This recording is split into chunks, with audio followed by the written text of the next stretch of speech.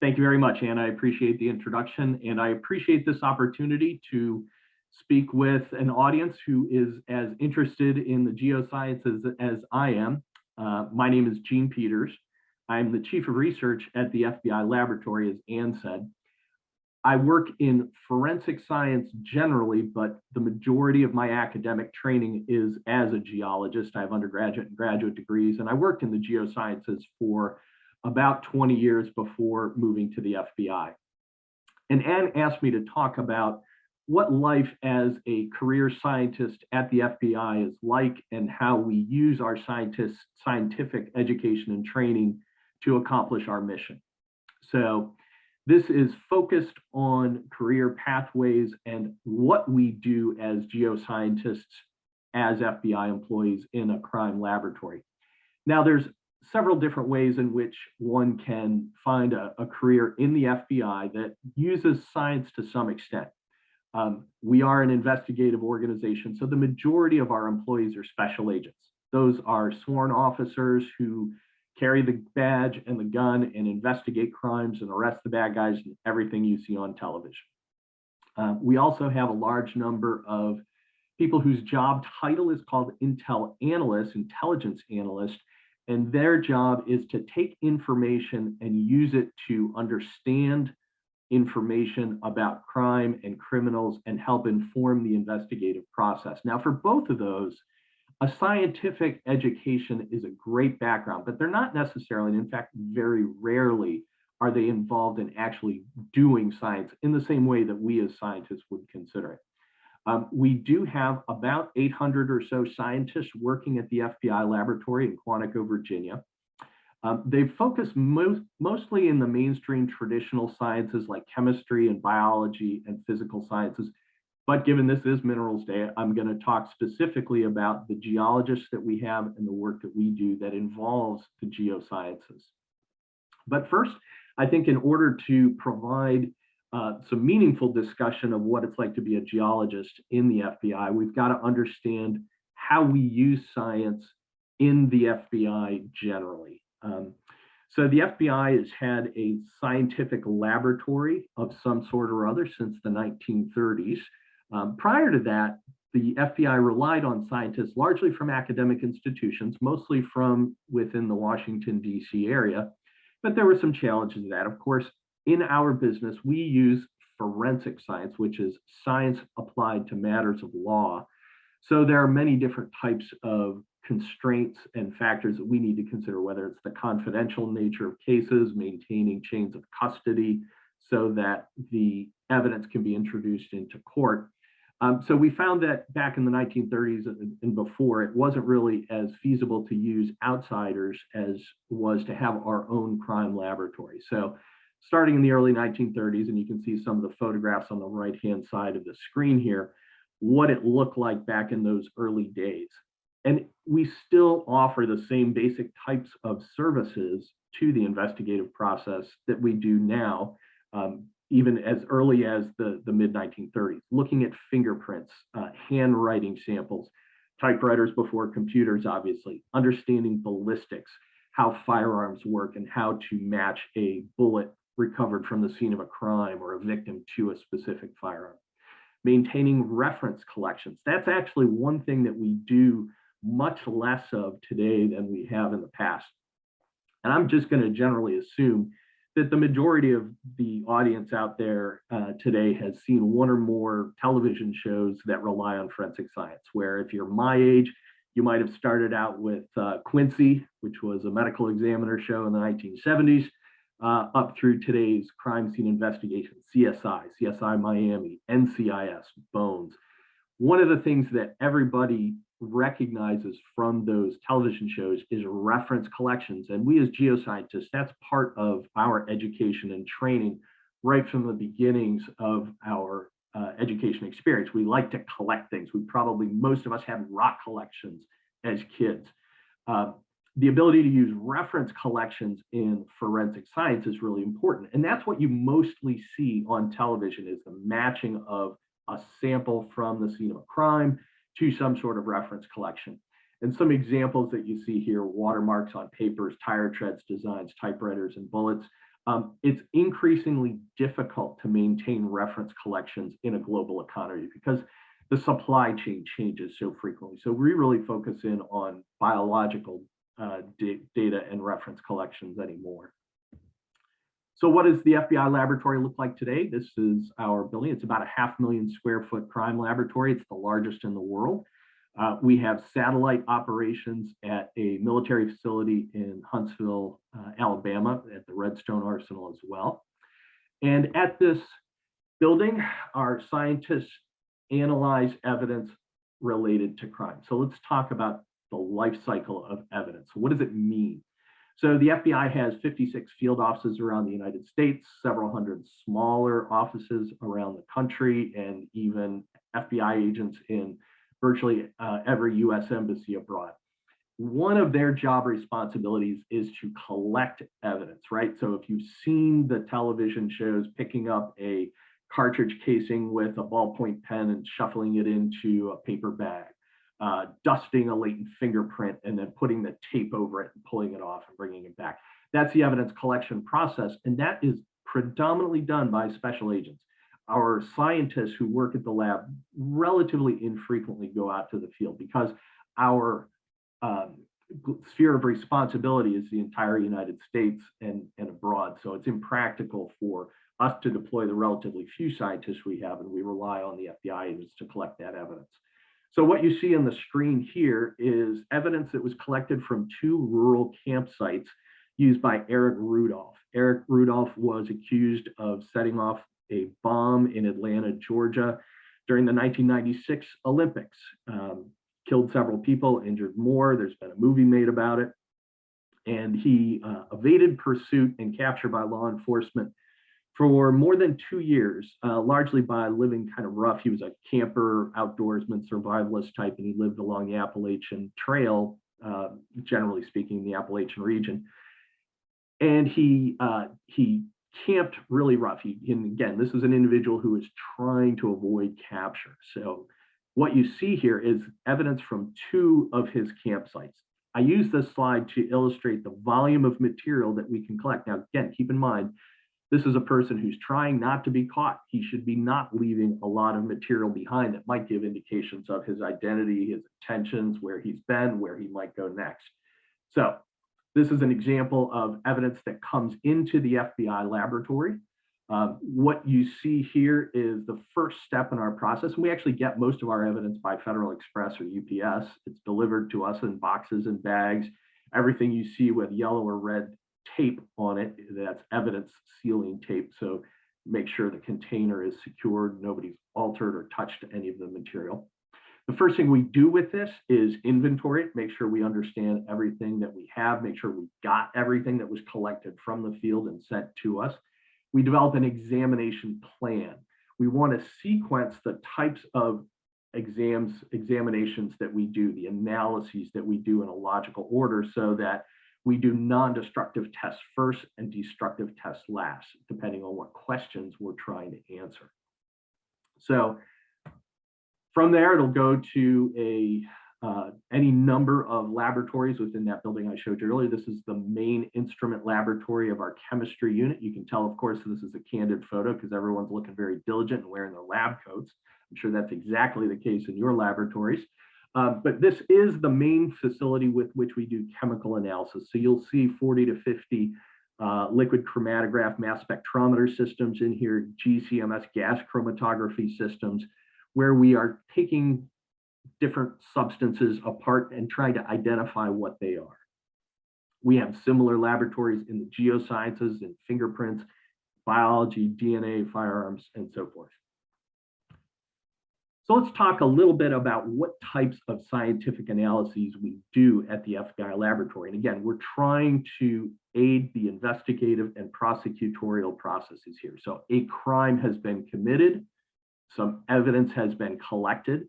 That might be information or physical evidence, items, specimens related to the victim or the perpetrator, or perhaps other people who are involved that might have some information.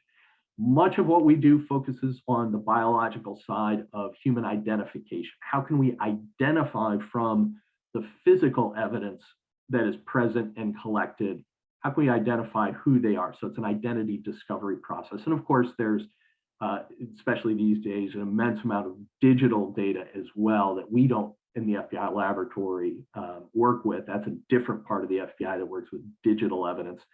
But there might be surveillance cameras, there might be hard drives, all sorts of electronic information that's very, very informative.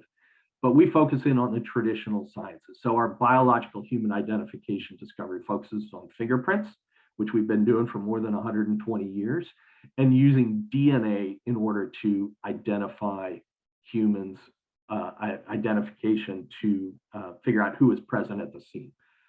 So we also use DNA for other purposes as well.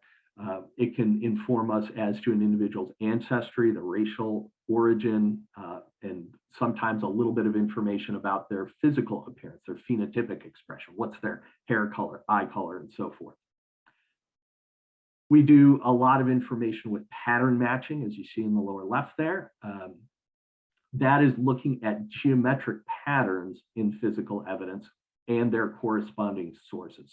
So we most typically see this and think of this in the context of firearms, matching the bullet that was fired to the barrel through which it was fired, matching the cartridge case to the breech face of the firearm. Looking at handwriting samples, you might think of a typical bank robbery note file. Of course, handwriting, a little bit less common today than it was in the past, given the office environment of everybody's got a computer and a printer. It's much easier to print out a bank robbery note that says, put all the money in the bag, no die packs, that sort of thing. But if we do have handwritten evidence, we can compare that to samples obtained from potential suspects and see if they match. Shoe prints and tire treads recovered from the scenes of crime, that's exactly what it sounds like. If we have a shoe print that we cast with dental stone or some other material from the scene of the crime, we can then look at a suspect's shoes, take matching casts, and determine if they share the same source. Same with tire treads. In the upper right, materials identification relying on chemistry and chemical analysis. For those of you that have taken or teach analytical chemistry, that's probably our single biggest valuable source in the chemistry of staff experience, because we apply that to toxicology problems, focusing mostly on poisons and other toxic agents. Sometimes it's looking at the paints and polymers. Imagine a car swipes at a light pole at the scene of a crime, leaves behind a chip of paint or a streak of paint on the light pole. We can match that to the automotive manufacturer of the automobile. Of course, general unknowns. We do a lot with explosives chemistry and understanding the electronics that are used to detonate explosive devices. So a little bit of metallurgy as well. These are all focused on identifying what a material is. Most of what we do in the geosciences, though, focuses on what we call trace evidence. That's much smaller scale physical evidence that's collected. So most of the work in there involves hairs and fibers, hairs from human beings, fibers from articles of clothing or carpet. Maybe it's the automotive carpet fiber that got transferred from the suspect's vehicle and got left behind at the scene of that bank robbery, cordage, ropes that were used to tie things. When we analyze hair, we're not trying to, nor using that to discover an individual's identity. That's not something that we do.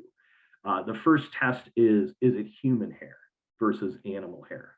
I've got two dogs. I scatter their hair with me wherever I go. So there's always going to be animal hair present at the scene of a crime. And one of our first tests is to determine, is it animal hair or is it human hair? If it's human hair, then we might start looking at things like class characteristics. What color is it? Has it been treated? Does it correspond based on some broad categorical information to the four major ethnic groups, Caucasian, Asian, African, sometimes Hispanic gets lumped in as a subgroup of other demographic groups. Sometimes it's reported out as a separate category. But in no case do we ever say that a specific hair came from a specific individual. But we're here today at Minerals Day to talk about geology and topics geologic. So within that trace evidence milieu is geologic and building materials. Geologic materials soil, rock, dirt, whatever, that might be collected on an individual's shoes, in the wheel well of their car as they drive over unpaved surfaces, and building materials, because building materials, things like brick and stone and cinder blocks and cement, are fundamentally manufactured from geologic materials. Those two things are often tied together in our evidence analysis program. We focus in on two different, and again, you can split these. We're all geologists here, right? We're either lumpers or splitters. You can lump these into two broad categories, and that is one-to-one matching and one-to-many matching. The one-to-one matching is looking at one type of evidence and comparing it to a known source. An example there would be, let's say there is a body that is disposed in a pond. It's been weighted down with a cinder block, right? That is a very typical scenario in every movie and crime novel. So evidence recovered includes the cinder block that was used to weight down that body. And you've got a suspect, and they've got a pile of cinder blocks in their backyard because they're building an addition to their garage. Did the cinder block from the pond at the scene of the crime, or where the victim was recovered, match the cinder blocks from the suspect's backyard?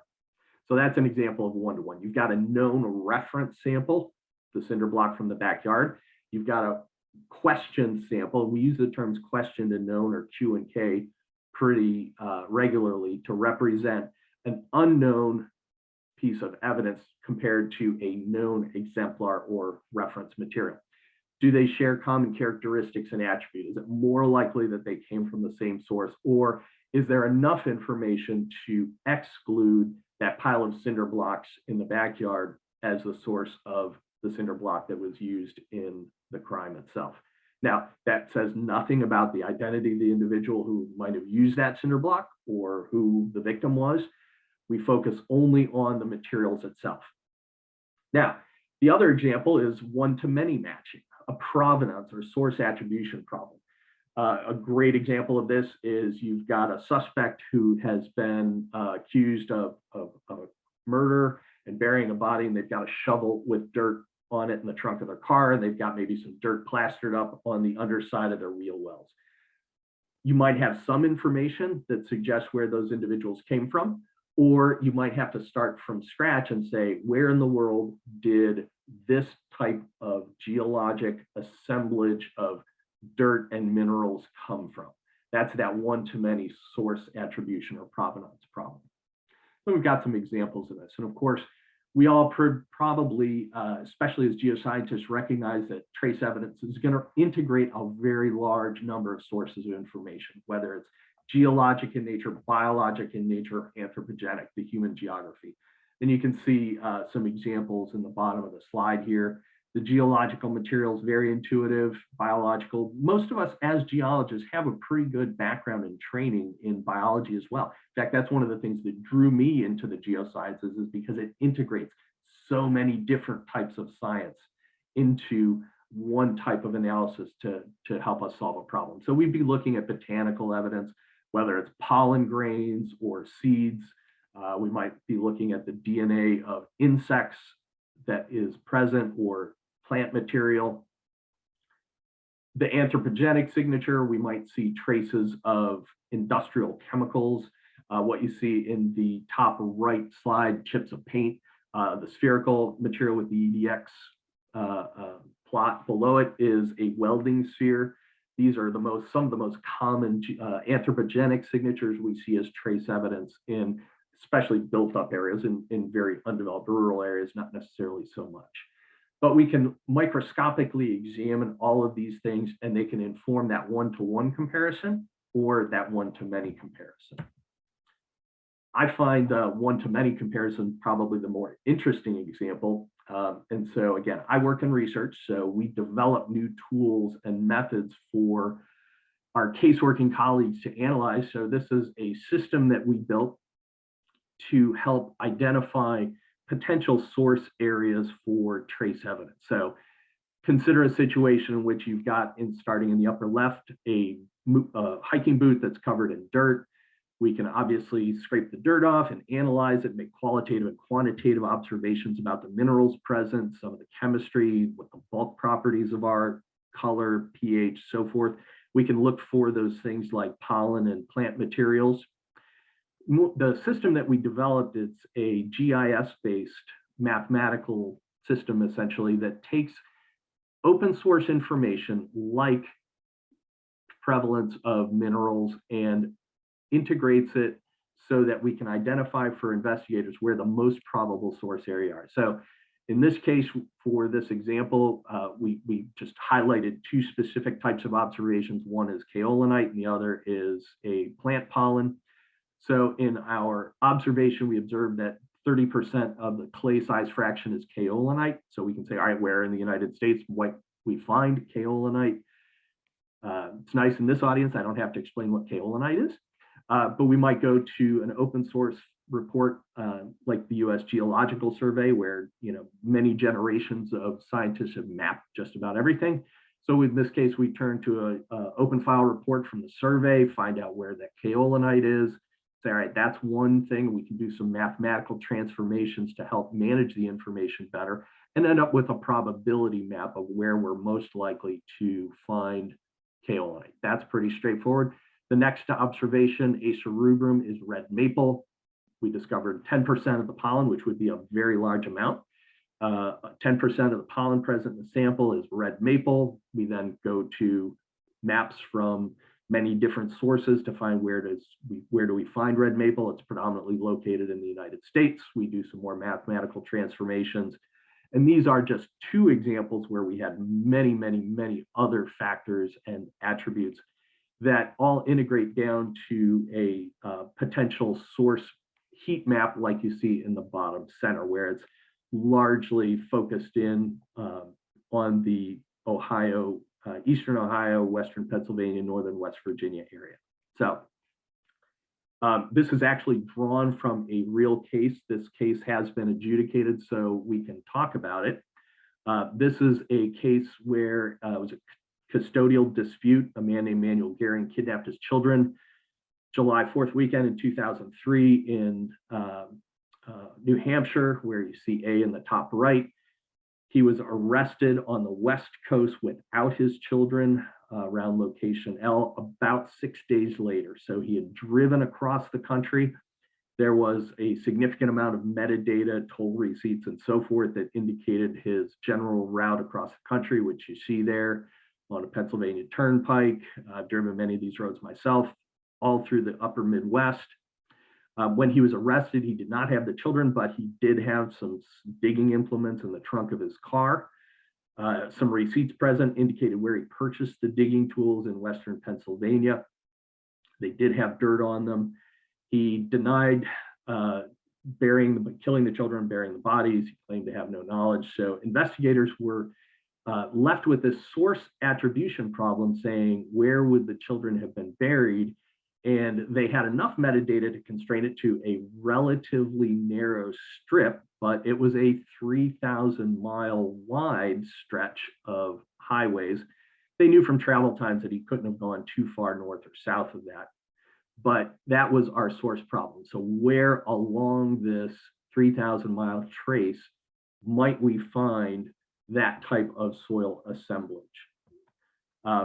Oh, sorry, wrong direction. So, and in fact, the kaolinite and red maple were two of the most dispositive factors. There were many others that led to the eventual discovery of the children in one of the red mapped areas. It was not in the center of what I would call a bullseye area right here, but it was in an area that was predicted to have a higher probability. So we take geologic information like this. We also use it to help guide searches from a diggability perspective and to understand conditions that are more conducive to the use of geophysical survey tools. We rely on a lot of open source information from the survey, like I mentioned in the last slide, from the US Department of Agriculture Soils Database. We've developed a diggability model for disposing of bodies, where if you are looking to dispose of bottle, where is it more likely that you're going to try and dig a clandestine grave? And of course, that's going to be a function of slope, the depth of bedrock, how rocky the surfaces are, how difficult to a cemented it would be to dig in a cemented or high clay content later. Is the soil just too, is the landscape too steep to stand on and dig? Is it going to fill up with water? All these sort of practical considerations for disposing of body. We take that open source information and develop, again, probability maps that guide investigators to say, look, if you're looking for a buried body, these are the areas it's easiest to dig. So those are just some examples of how we use geologic information. I do lead a research group that looks to develop new capabilities, improve our existing methods, and most importantly, strengthen the scientific foundation of what we do and how we do it. So with that, I will return it back to Anne to moderate any questions that might have come in. Just unmute myself and see what we have here. Right. Yeah, one thing is, what are the, would you say, are the most needed skills in the laboratory right now, scientific skills? Certainly, thank you for that question. The skills we need most are strong scientific credibility, and that is built from your education. Anne and I were discussing this before the meeting started, and how we can assist universities at training and educating students who are going to come into our workforce with a really solid grounding in the sciences. So from my perspective, the skills that we need most and that our university partners can help deliver is understanding scientific instrumentation. Generations of grad students have gone to the field with nothing more than a rock hammer and a compass. And that's terrific, important foundational work. I've got a son who's a senior who spent the most of the summer on Iceland banging on volcanoes, which is terrific. But in a modern crime laboratory, we rely on highly sophisticated analytical quantitative instrumentation. So becoming more familiar with the tools of scientific investigation and inquiry, that's probably our single biggest gap. Do you hire many BS level scientists? So do we hire many BS level? The minimum required standard is a bachelor's level degree. However, you're more competitive with higher levels of education. I would say the average person coming into the FBI laboratory at the beginning of their career probably has at least a master's degree. And part of it is related to that scientific education and experience. What we find a lot of times is particularly experience with analytical instrumentation gets pushed off to graduate school to get that more in-depth experience. So we find it better to, in some cases, hire, or at least find master's degree graduates more competitive because they've got a deeper experience base on scientific instrumentation. Our geologists are going to be looking at samples through optical and various types of optical microscopy, both transmitted and polarized light microscopy, but they're also going to be using scanning electron microscopes and X-ray diffraction and X-ray fluorescence. ICP-MS, inductively coupled plasma mass spectrometers, to analyze what those geologic building materials or samples are in order to make those one-to-one and one-to-many comparisons. Okay. All right. Anyone else have another question? All right. Thank you, Jean. I can't thank you enough for this. I thought it was a whole education. Just exactly what we were looking for. Okay, terrific. Thanks so much. No, I really appreciate that.